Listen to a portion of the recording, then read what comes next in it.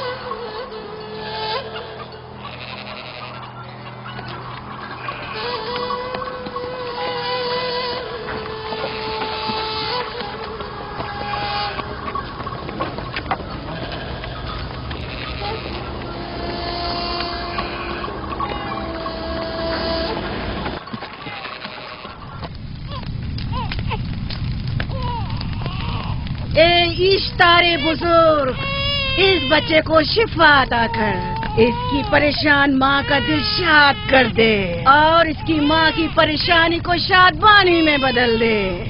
اے میرے خدا، اس بچے کو شفا عطا کر۔ اس بچے کی ماں یہ عہد کرتی ہے کہ تیری بارگاہ تیرے حضور میں قیمتی نذرانے پیش کرے گی۔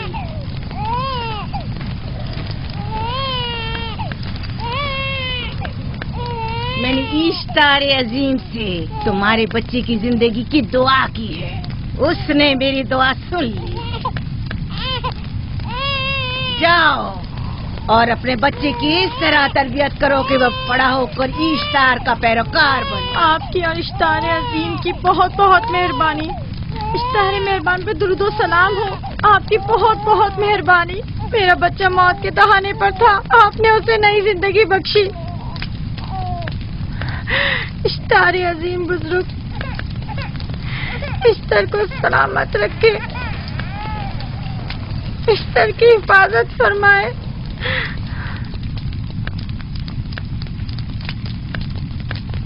یقیناً یہ بچہ بھی ہمارے بچے کی طرح شفا یاب ہو جائے گا۔ ہاں اشتار مہربان اور قدرت مند ہے، یقیناً اسے بھی شفا دے گا۔ یقیناً ایسا ہی ہے، چلیں۔ چلو چلیں۔ یہ تم لوگوں کو کیا ہو گیا ہے؟ تم لوگ جو خود مسجود ملائک ہو، اپنے ہی بنائے ہوئے خداؤں کے سامنے ماتھا ٹیکتے ہو۔ تمام کائنات انسان کی تابع ہے، پھر بھی تم ان بے جان پتھروں اور بتوں کے سامنے سر جھکاتے ہو۔ تم یہ سب باتیں اپنے تئیں کر رہے ہو اور بیکار میں ہمارے خداؤں کی توہین کر رہے ہو۔ میں خود سے یہ باتیں نہیں کہہ رہا ہوں، میں خدا کا نبی ہوں اور میری باتیں کلام الہی میں سے ہیں۔ یہ کتاب وہ آسمانی صحیفہ ہے جو میرے جد حضرت ابراہیم علیہ السلام پر نازل ہوا۔ میں ان کے دین کا پیروکار ہوں اور اس کتاب کی ترویج و تبلیغ پر مامور ہوں۔ میں خود سے کچھ نہیں کہہ رہا۔ اس آسمانی کتاب میں یہ بھی لکھا ہے کہ تم ہمارے خداؤں کی توہین کرو۔ میں توہین نہیں کر رہا، صرف سوال کر رہا ہوں۔ اگر جانتے ہو تو جواب دو، اگر نہیں جانتے تو قبول کرو۔ میں آپ سے پوچھتا ہوں، اشتار کی عبادت گاہ کے بت تمہارے خالق ہیں یا تمہاری مخلوق؟ تم لوگ اشتار کے حکم کے تابع ہو یا وہ تمہارے تابع ہے؟ اشتار تم پر حکم چلاتا ہے یا تم اس پر؟ اگر اشتار ایک کمزور اور ناتواں پتھر ہے تو پھر اس نے کس طرح ہمارے بیٹے کو شفا بخشی؟ صحیح کہہ رہا ہے، ہم نے بھی دیکھا ہے۔ ہاں یہ ٹھیک کہتا ہے، اشتار نے اس کے بیٹے کو شفا دی، میں نے دیکھا ہے۔ وہ حکیم و دانا جس نے تمہاری آوازاری سنی، اسی نے تمہارے بچے کو شفا بخشی، نہ کہ اشتار نے۔ تم نے اگرچہ غیر خدا سے لو لگائی اور غیر سے ہی مدد طلب کی، لیکن وہ جو تمام بندوں کے حالات سے واقف ہے، اس نے تمہاری حالت زار پر رحم کیا اور تمہارے بچے کو زندگی بخشی۔ تمہارے پاس بصارت تو ہے لیکن بصیرت نہیں۔ تم نے اشتار کو دیکھا لیکن حقیقی شفا دینے والے کو نہیں دیکھا۔ یعقوب کی باتوں کا خلاصہ یہ ہے کہ ہم اپنے خداؤں کو چھوڑ کر اس کے خدا کی عبادت کریں۔ کیوں؟ صحیح کہا نا؟ بھلا ہمارے خداؤں سے ہمیں کیا مل گیا جو تمہارا خدا دے گا؟ میں تم لوگوں کو خدا یکتا کی پرستی کی دعوت دے رہا ہوں، کائنات کی ہر شے سے بالا۔ ہم کیا جانے کہ تمہارا خدا باقی دیگر خداؤں سے بہتر و برتر ہے؟ کیا معلوم کہ تم اور تمہارا خدا معبود اشتار کے کاہنوں کی طرح سیم و زر جمع کرنے اور اپنے منافع کے اصول کی فکر میں نہیں ہو؟ سب جانتے ہیں کہ میں لابان کا غلہ چراتا ہوں اور میرے پاس اپنا ذاتی کچھ نہیں ہے۔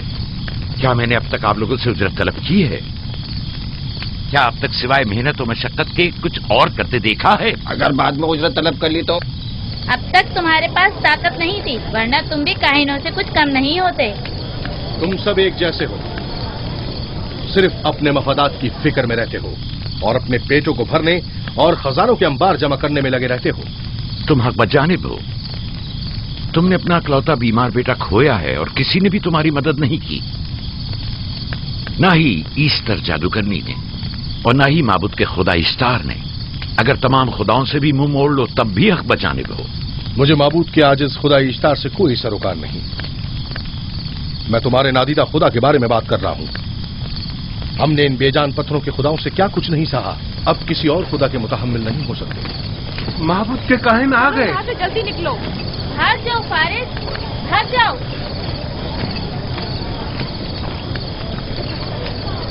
اس طرف اسے چھوڑ دو. جاؤ. اس نے کیا کیا؟ جاؤ اسے چھوڑ دو. جاؤ اسے پکڑو. بھاگنے نہ پائے. جاؤ.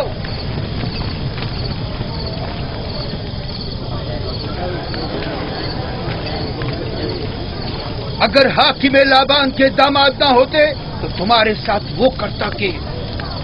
مجھے تم سے اور کاہنوں سے کوئی خوف نہیں. جاؤ یہاں سے. اور مزید یعقوب کی کفر آمیز باتوں پر کان مت دھرو. کیا دکھائی نہیں دے رہا کہ یعقوب کی کفر آمیز باتوں کی وجہ سے فدان کو قحط کا سامنا ہے؟ چلو پہلے یہاں سے چلو. غضب نازل ہو جائے. چلو یہاں سے جلدی چلے. چلو یہاں سے. چلیں. چلو جاؤ. غضب سے مبتلا ہو جائے. چلو یہاں سے جلدی کرو. آ جاؤ تم بھی آ جاؤ. چلو بھائی تم بھی چلو یہاں بھائی، سے چلو.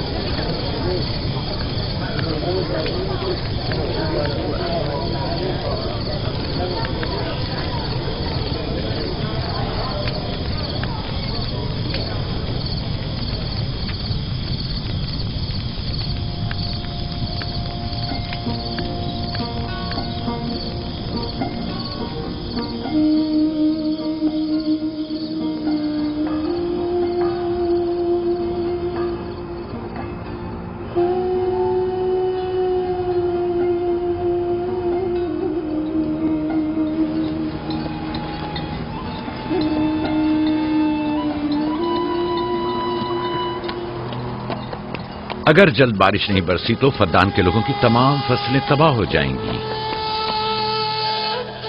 امید ہے کہ خدا جلد از جلد اس شہر پر باران رحمت نازل کرے گا. بابا یہ کیا ہو رہا ہے؟ یہ ان لوگوں کی پرانی رسم ہے. ایسٹار کے دشمنوں کو نذر آتش کیا جاتا ہے، منجنیق کے ذریعے آگ میں جلانا.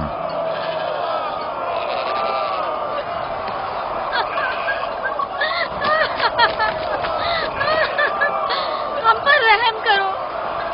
اس کا گناہ کیا ہے؟ چھوڑ دو مجھے. چھوڑ دو مجھے. آخر میرا گناہ کیا ہے؟ میں نے کیا کیا ہے؟ چھوڑ دو مجھے. تم ہی نگرانی کرو، میں دیکھتا ہوں کیا ہو رہا ہے. ٹھیک ہے. چھوڑو مجھے. میرا گناہ کیا ہے؟ میں نے کیا کیا ہے؟ چھوڑو مجھے.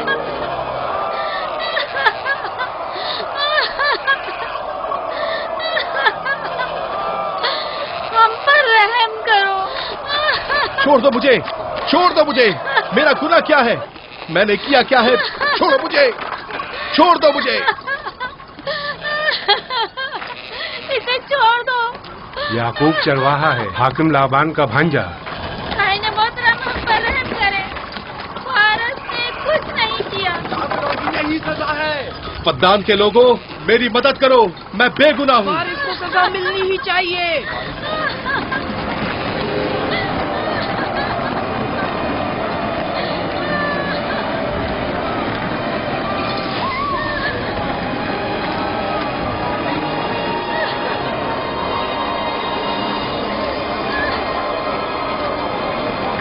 چھوڑ دو مجھے.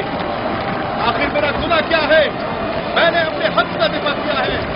فدان کے لوگوں پڑھو.